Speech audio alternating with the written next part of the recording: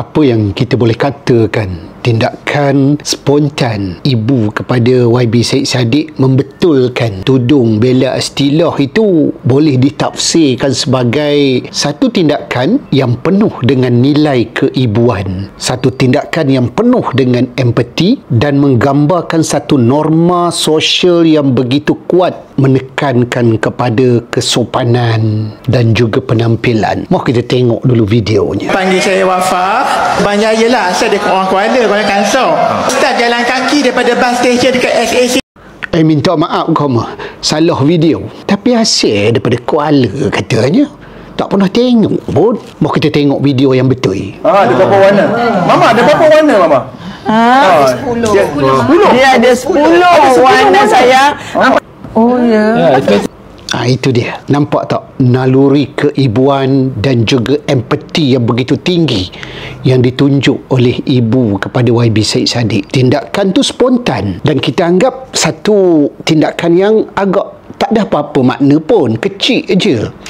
Tapi dapat memberikan satu gambaran yang begitu besar kepada sesuatu yang mungkin akan berlaku satu hari nanti.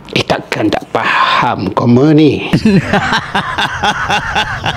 Tindakan itu menggambarkan naluri keibuan yang begitu tinggi dan bagaimana bela istilah ini telah diterima sebagai sebahagian daripada keluarga mereka dan mempunyai naluri untuk melindungi bela juga. Dan satu lagi yang teman nak cakap lah, tindakan yang ditunjukkan oleh ibu kepada YB Syed Saddiq ini, dia merupakan satu tindakan non-verbal yang menggambarkan kasih sayang. Komunikasi kita ni dia ada verbal dan juga non-verbal yang juga menunjukkan penerimaan mereka kepada bela istilah ini. Jadi tindakan-tindakan spontan seperti itulah yang sebenarnya lagi nak menambahkan kuatnya hubungan mereka. Maksudnya bukanlah benda ni saja dibuat-buat. Dia menggambarkan satu kejujuran di hati setiap daripada mereka itu, di mana tindakan non-verbal ini boleh digambarkan sebagai lambang keakraban mereka. Maksudnya bela ini telah diterima